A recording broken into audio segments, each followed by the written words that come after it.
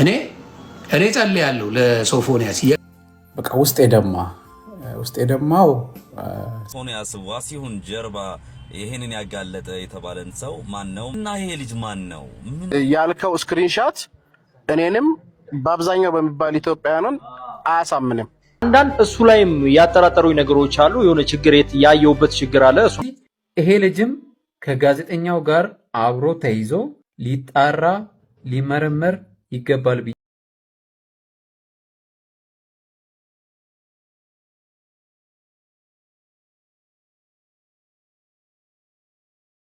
በርካቶች በጋዜጠኛ ሶፎንያስ ጉዳይ የተለያዩ ሐሳቦችን እያነሱ ይገኛሉ። በተለይ ጋዜጠኛ ሶፎንያስን አጋለጥኩ ያለው ፍሬዘር የሚባለው ልጅ የሚሰራቸውን እነዚህን ከኋላ የምትመለከቷቸውን የዩቲዩብ ቪዲዮዎች ዋቢ በማድረግ ይህንንስ ልጅ እንዴት እንመነው፣ ከሶፎንያስ ጋር ሌላ ቢዝነስ እየሰሩ ጥቅም ሲያጋጫቸው ወጥመድ አዘጋጅቶለት ወይም ደግሞ ሳልቀደም ልቅደም ብሎስ ቢሆን እያሉ ይገኛሉ። ሌላ ሊያስጠረጥረው ይችላል ትላላችሁ? ሐሳባችሁን በቀናነት አጋሩኝ። እኔ ጸልያለሁ ለሶፎንያስ የሮቤልን ያዳነ አምላክ ሶፎንያስን ያድነው፣ ሌሎችንም ወንድምናቶቻችን ያድንልን፣ ከዚህ ልምምድ ያውጣልን እግዚአብሔር አምላክ። በተለይ ደግሞ በጣም አርገው እነሱን የሚጠሉ ሰዎች በነገራችን ላይ ራሳቸው ናቸው። ጌታ ምስክሬ በጣም ምክንያቱም እኔን አልነካኝም። በጣም አርገ እነሱን ከጠላ ይወወኑ ለምን ማነካ አንተን አለካ አንተ ጋር የደረሰብህ የለ። በጣም አርገህ ከጠላ ራስ ውስጥ እነሱን በዛ ያለ የሚያስጠላህ ነገር የለማ። ቢካዝ የምትኖረው አሜሪካን ሀገር አብራቸው ስትሰራ አብራቸው ምን ስትሆን ምንም ያላልክ ሰውዬ እንዴት በኃይለኛው ልጠላ ቻልክ? ሃው ምን አግብቶ ያንተ ገላ አይደለ ያንተ ሁኔታ አይደለ ካንተ ጋር የሚያገናኘው ነገር የለ። እንደ በጣም እጠላለሁ ካል ተደብቀ የምታደርገው አንተ ነህ። ጌታ ምስክሬ በጣም ችግር ያለበት ሰው በጣም ይጠላቸዋል። ራሱ ነው ፍራቻው ነው እንዳልገባ ብሎ ፍራቻው ነው በጣም የሚያስጠላው። እኔ አይሞቁኝም አይበርዱኝም። ያዘየማ ቢዝነስ የኔ ጉዳይ አይደለም። በጣም እነሱን እጠላለሁ የሚል ሰው ጌታን ነው ማለት ራሱ ነው። ይሄ ቪዲዮ የምሰራው የአንድ ወንድማችንን ገብረ ሰዶም ነው ብላችሁ ደብድባችሁ ቪዲዮ ቀርጻችሁ ጀግና ነኝ ብላችሁ አደባባይ ወጥታችሁ ሼር እያደረጋችሁ ከታች ኮሜንት ላይ ሄዳችሁ ገደል ደብደብ ብቻ ማትሉት ነገር የለም። ግን ለራሴ ግራ ይገባኝ በቃ ውስጥ የደማ እኔ ቪዲዮን አይቼ ልቤን የተሰበረው ዛሬ ላይ አጠገባችሁ ከጎያችሁ ያሉ ወንድም እህቶች አሏችሁ፣ እናት አባቶች፣ አክስት አጎቶች፣ ጓደኞች አሏችሁ። ጨካኔያችሁን እያዩ ያሉ፣ ኮሜንታችሁን እያዩ ያሉ፣ የት እንደሚገቡ ፈርጥረው ባልተወለዱበት መርጠው ባልተወለዱበት ማህበረሰብ ውስጥ ሆነው የተመሳሳይ ጾታ አፍቃሪ ብቻ በመሆናቸው ነጋቸው እንደማይነጋ እየነገራችኋቸው ያላችኋቸው በጣም ብዙ ሰዎች አላችሁ። እናንተ እግዚአብሔር አይደላችሁ። የእግዚአብሔርን ስራ የመስራት አቅሙም ብርታቱም ብቃቱም የላችሁም። እንዳልጠየቃችሁም ባይዘወይ እግዚአብሔር እናንተ እንድትታገሉለት እናንተን ፈራጅ አድርጎ አልሾማችሁም። የምታምኑት አምላክ ካለ ማለት ነው። አምላክ የሚለው ፍርድን ተውልኝ፣ ተረጋጉ፣ ማንንም የመምታት መብት የለውም። ከፈለጋችሁ ለህግ ወስዳችሁ ስጡት፣ ህግ ይዳኘው። ሰው መደብደብ ወንጀል ነው። ወንጀለኛን ወንጀለኛ የምንለው ፍርድ ቤት ሲወስንበት ነው። ከዛ በፊት ወንጀለኛ አይደለም፣ ተጠርጣሪ ነው። ሐሳብን በሐሳብ ማሸነፍ ሲያቀታችሁ በመደብደብ የምታምኑ ሰዎች፣ ይሄ የኢትዮጵያዊነት ጥግ ነው ብለው የነገሯችሁ ሰዎች ነገ ትከፍሉበታላችሁ። ነገ ደግሞ ባለጥጋብ ይመጣና እናንተን ደግሞ እነሱ ባላመኑበት ነገር ተነስ ይደበድቧችኋል። የዛኔ ድረሱልኝ ስትሉ ማንም ሰው አይደርስላችሁ። ዛሬ የምታለማምዱት ጭካኔ፣ ዛሬ የምታለማምዱት ርህራሄ ያጣ የግፍ መንገድ ብዙዎቻችሁ መፈተኛ ይሆናል። ብዙዎቻችሁ ታለቅሱበታላችሁ። እመኑኝ። ሰው አይደብድቡ፣ ሰው አታሰቃዩ፣ ሰው አትምቱ። እጃችሁን ከመጠቀማችሁ በፊት ደጋግማችሁ እጃችሁን ታጠቡ። ንጹህ መሆናችሁን ጠይቁ ራሳችሁ። ከእናንተ መሃል ኃጢአት የሌለበት ካለ ይህን ወንድማችን ይውገረው። መልካም ቀን። ያልከው ስክሪንሻት እኔንም በአብዛኛው በሚባል ኢትዮጵያውያንን አያሳምንም። ምክንያቱም ስክሪንሻት እኔም ሰርቼ ላመጣልህ ስለምችል የአብዛኛው ሰው ጥያቄም እሱ ጽፎ ላይሆን ይችላል፣ ራሱን በሌላ ስልክ አዘር ስልክ ጽፎ ሊሆን ይችላል። ይሄ ነው ጥያቄው። እሺ ይሄን ያህል መረጃ ካደራጀህ አንተ ይሄንን ልጅ ምን ነበረ ማለት ኢንቴንሽን ምን ነበረ? ይሄ ልጅ ሲመጣ ለምንድን ነው ጉዳዩን ማስጨረስ ያልፈለግከው? አንደኛ ማለት ሰውም እንዲያምን ቢያንስ ሰው አስቀምጠህ እኛ የጠበቅነው የሆነ ሆቴል ይዘው ትሄዳለህ ምናምን ቢያንስ ጥግ ድረስ ትሄዳለህ ብለን ነበር ያሰብነው። ሁለተኛ ነገር ደግሞ እውነት ይሄ ልጅ ላደረገው ነገር አንተ ታንጀብል የሆነ ማስረጃ ካለ የደቦ ፍርድ ከመፍረድ ለፖሊስ አባል ለምንድን ነው አሳልፈ ያልሰጠኸው? እቺን ንገረኝ። ሌላ ምንም ችግር ከሌለባችሁ ይሄን ልጅ ከያዝከው መረጃ ጭምር ለፖሊስ ለምን አሳልፈ አልሰጠኸው? አንተ ለትውልድ የምታስብ ከሆነ ኢትዮጵያውያን እንዳንበላሽ ያልተገባ ነገር ውስጥ እንዳንገባ ይሄ ልጅ መቀጣጫ ይሆናል ብለህ የምታስብ ከሆነ አንድ ህብረተሰቡን እንደሚያነቃ ኢትዮጵያዊ ለምንድን ነው ይሄንን ልጅ ከያዝከው መረጃ ጭምር ወስደህ ለፖሊስ ያልሰጠኸው? እቺን ንገረኝ። ኦኬ ወንድሜ አንድ ጥያቄ ጠይቃለሁ። ማይክን ክፈትልኝ አንዴ። እየሰማሁ ነው። አንድ እንደዚህ አይነት የሆነ ሰው ድንገት አጠገብ ቆሞ ብታየው ለፖሊስ ማስያዝ ነው የሚታየው ወይስ እርምጃ መውሰድ? እርምጃ ወስዳለሁ፣ ከዛ ለፖሊስ አስይዘዋለሁ። ኦኬ ሶ መጀመሪያ የሚታየው ለፖሊስ ላስይዘው ሳይሆን እርምጃ መውሰድ ነው ማለት ነው። መጀመሪያ እርምጃ ወስድበታለሁ፣ ከዛ በኋላ ለፖሊስ አሳልፌ እሰጠዋለሁ። በጣም ጥሩ።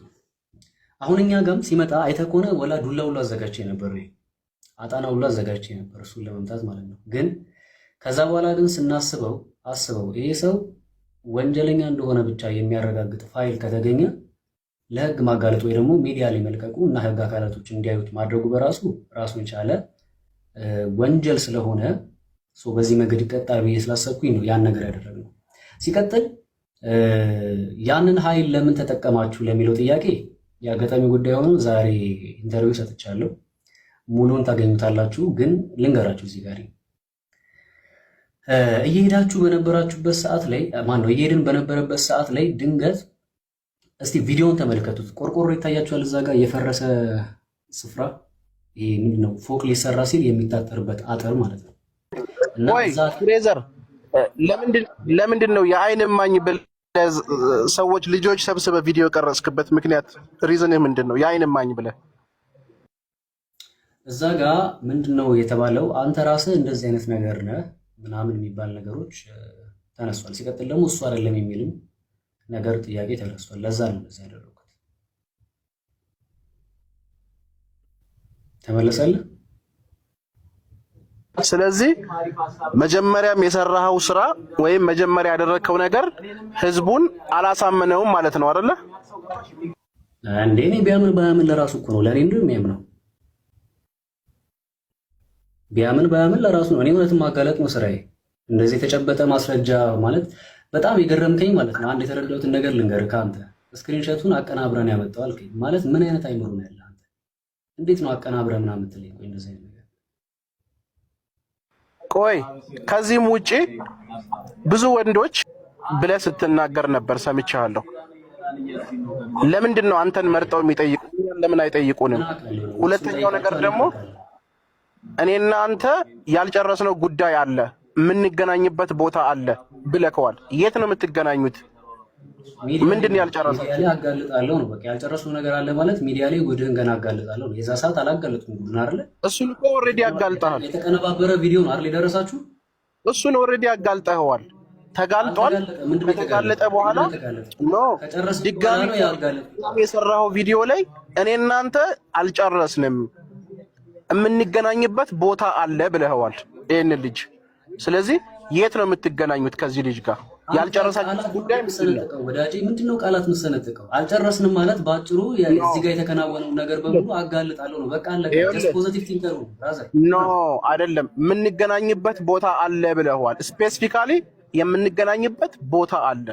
የታቀውና የምንገናኝበት ቦታ አለ ማለት ወዳጄ፣ የታቀውና አምጣው የሰራኸውን ቪዲዮ በሌላኛው ስልክ ላሰማ። ይሄ ሰው የአማርኛ አይሰማም እንዴ? ስልክ የለኝም፣ አንድ ስልክ ነው ያለኝ። ምን ላምጣልህ? ቅድም ነገርኩህ እኮ አንድ ስልክ ነው ያለኝ አለ። ስለዚህ ይኸውልህ ስልክ ከሌለ ሁለት ቪዲዮ አይቻለሁ እኔ። ሁለቱም ቪዲዮ ላይ የመጀመሪያው ቪዲዮ ላይ በግራ እጅ ሌላ ስልክ ይዘህ እኔ እናንተ ያልጨረስነው ነገር አለ የምንገናኝበት ቦታ። አማርኛ አሰማም እንዴ ሰውዬ? ስልኩ የኔ አይደለም የጓደኛዬ የወደቀው ስልክ ነው። እኔ ስለ ስልኩ አይደለም የምነግርህ፣ የቪዲዮውን ምልክት እየነገርኩ ነው። በግራ እጅ ስልክ ይዘህ ጥቁር ስልክ እኔ እናንተ ያልጨረስነው ጉዳይ አለ ማገኝ ቦታ አገኘሃለሁ ብለኸዋል። የት ነው የምታገኘው? ይሄንን ምንድነው የምትለው? ማገኝ ቦታ አገኘሃለሁ ማለት እያወራሁኝ ያለሁት መረጃህን አጋልጣለሁ ማለት ቦታ ስለ የግድ ፕሌስ ነው እንዴ? ኖ አጋለጥከው። ኦልሬዲ ይሄን ልጅ ቪዲዮ ሰራ፣ ተደበደበ። እየለቀክ ያለው ቪዲዮ እያጋለጥክ ያለበት ቪዲዮ ላይ የተናገርከው ወርድ ምንድነው? እኔ እናንተ ገና አልጨረስንም፣ ከሌሎቹ ሰዎች ጋር ጨርሷል፣ ከጓደኞች ጋር። ስለዚህ ይሄ ሰው ጥፋተኛ ነው አይደለም? ሲመልስልኝ፣ ይሄ ሰው ጥፋተኛ ነው አይደለም?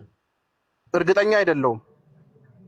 በምንድን ነው እርግጠኛ? እኔ ብቻ ነኝ ጋዜጠኛ ሶፎንያስን ያጋለጠው ልጅ ትንሽ ያጠራጠረኝ፣ ትንሽ ያልተዋጠልኝ። ኦፍኮርስ ይህንን ነገር በማጋለጡ አሪፍ ስራ ሰርቷል፣ ልናመሰግነው ይገባል። ነገር ግን ጋዜጠኛ ሶፎንያስ እንዴት ይህንን ልጅ አምኖ ከአዲስ አበባ አዳማ ድረስ ይሄዳል? ያውም ደግሞ ይህንን ነገር ለማድረግ ያውም ደግሞ ከሱ ጋር ለማደር። ኢማጅን ነገርየው ቀልድ ወር ደግሞ ቀላል ነገር አይደለም። የሆነ ሰው እንደዚህ አይነት ነገር ውስጥ ለመግባት መጀመሪያ ትንሽም ቢሆን የሆነ ነገር ሊኖራቸው ይገባል።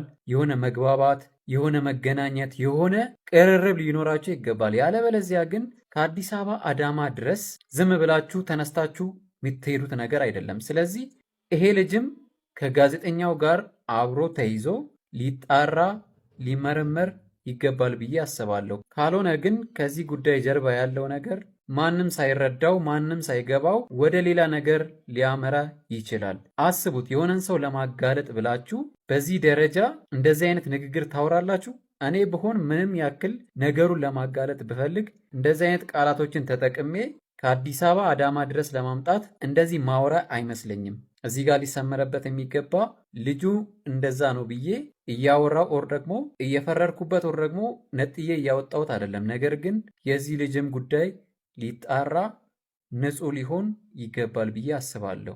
ንጹህ ከሆነ ኦር ደግሞ ለማጋለጥ ብቻ ከሆነ እሰየው። ካልሆነ ግን በስርዓቱ ስልኮቹ ሊሆን ይችላል፣ ከዚህ በፊት ያደረጋቸው ነገሮች ሊሆን ይችላሉ፣ ሊጣሩ ይገባል። ጀለስ ያው ሶፎንያስን አጋልጦታል። ለዚህም ደግሞ በጣም ልናመሰግነው ይገባል ማለት ነው። እንደዚህ አይነት ሰዎች ከስር መሰበር አለባቸው። ነገር ግን አንዳንድ እሱ ላይም ያጠራጠሩኝ ነገሮች አሉ። የሆነ ችግር ያየውበት ችግር አለ። እሱን ሀሳብ ላካፍላችሁ። የመጀመሪያው ነገር በጣም ብዙ ጊዜ ተደጋጋሚ ቪዲዮን አይታችሁት ከሆነ እኔ እናንተ ያልጨረስነው ነገር አለ፣ እኔ እናንተ ያልጨረስነው ነገር አለ፣ ቆይ እንገናኛለን አይነት ነገር ሲል ነበር ማለት ነው። ለምን እንደዚህ ማለት ፈለገ? ጉዳዩን ለፖሊስ እሰጠዋለሁ ማለት አይቀልም ነበር? እና አወራሩ ላይ አንዳንድ አወራሩ ላይ ደግሞ የሆነ ከሁለት ካፕሎች ተጣልተው የሆነ ነገር በማላቸው ተፈጥሮ አይነት ጸብ አስመስሎታል የሚል ግምት አለ። ሌላው ነገር ደግሞ በጣም እንትን ያልኩት ነገር ሚሴጁ ማለት ነው። አንድ ቀን አወሩ፣ ሁሉ ነገር አንድ ቀን ጨረሱ። ከዛም በኋላ በአንድ ጊዜ ጨረሱ። ሶፎንያስ ተነስቶ ሄደ። በጭራሽ ሊሆን አይችልም። በነገራችሁ አንድ ሰው ወዲያው ቻት ቁጭ ብሎ አወራ ከዛ ተነስቶ አዳማ ድረስ ሊሄድ አይችልም።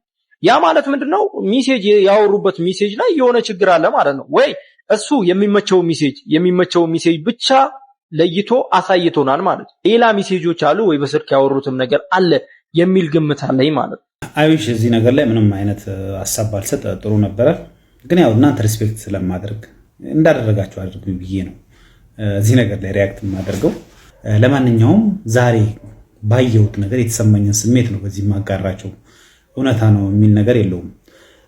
እንግዲህ ዛሬ ጋዜጠኛ ሶፎንያስ ዋሲሁን የተለቀቀበትን ቪዲዮ ሁላችንም አይተናል። እየተዘዋወረ እየተንቀለቀለ ያለ ወሬ ነው። ዛሬ እንግዲህ ቲክቶከሩ ሁሉ ሲያራግበው ነበር ከጠዋቱ ጀምሮ ማለት ነው። ፌስቡክ ላይ፣ ዩቲዩብ ላይ እሱ ላይ ያልጻፈ እኔ ብቻ ነኝ እስካሁን ሪያክት ያደረጉበት ማለት ይቻላል እንጂ እንዲህ መተው ብሎግ የሚያደርጉ ሰዎች የተወሰኑ ቪዲዮዎችን እየሰሩ የሚለቁ ልጆች ሁሉም አውርተውበታል።